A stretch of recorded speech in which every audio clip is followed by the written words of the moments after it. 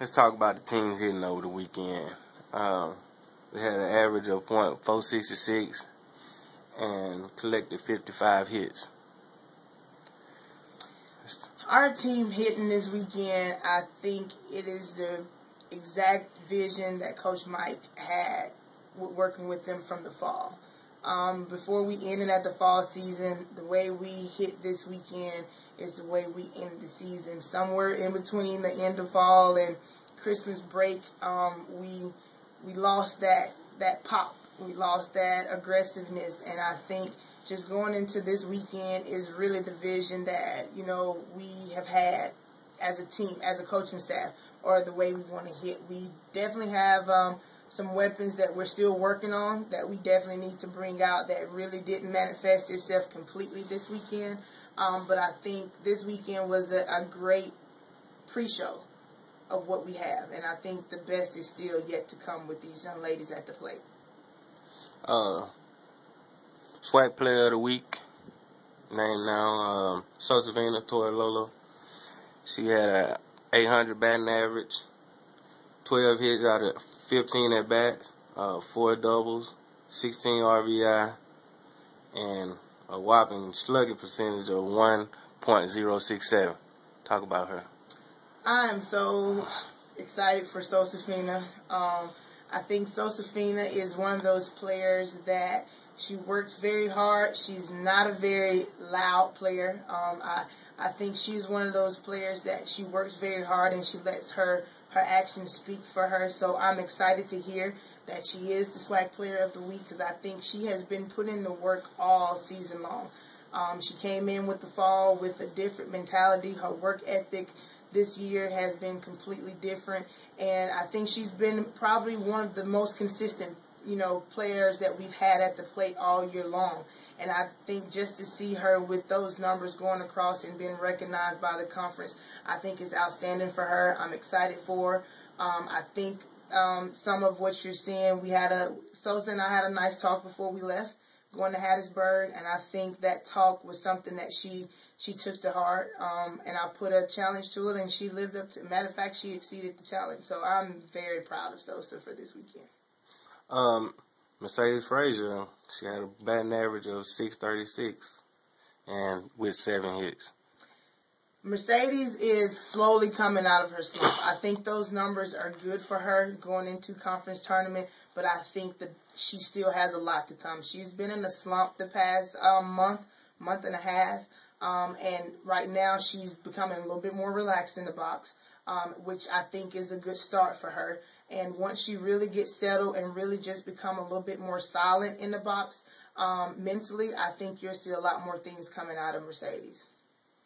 And another senior, Aisha Famble. I'm really proud of those two seniors this weekend. When I say that, the two seniors, Aisha and Mercedes, I think that they led more so by example this weekend. I think they really came out with the determination of, when I leave, this is going to be my mark that I'm going to leave on the field. And they did that. I still think that Aisha, really, she's coming out of her slump.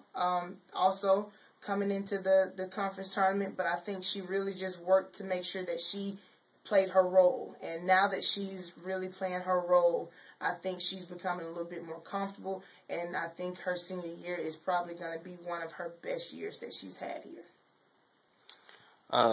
Let's move into pitching. Bailey Pat went 2 for 4 with an RBI batting, and she has a 3.0 ERA, second among all pitchers in the SWAC, who appeared in more than 15 games.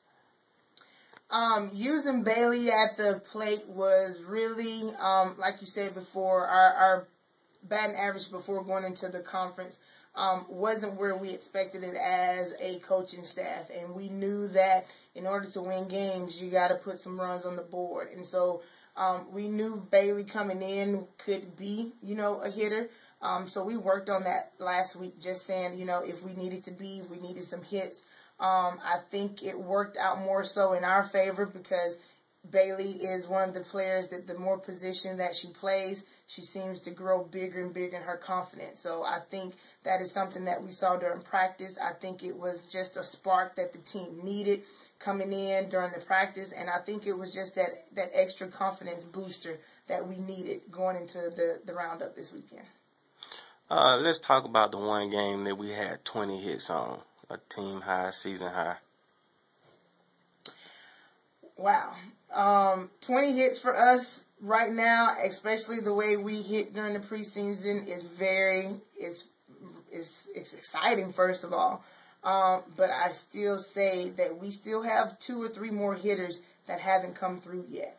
And I know that I said they haven't come through, but they are working extremely hard. I see them putting in their overtime, and I see that they are just excited to add more gasoline to what we're doing. So I think that the 20 hits is an excellent mark for us, but I still say that we still have some more weapons that have not been used yet. So I'm just sitting back and I'm waiting, and I think it's going to be something exciting to see this conference. This Eastern Division is definitely going to be a cat fight this year on this side. So I'm waiting for those 2 to come through, and I think that they see the necessity of them coming through, and they have actually been putting in the work to make sure that they can continue to add to the success that we have. One last question, Coach.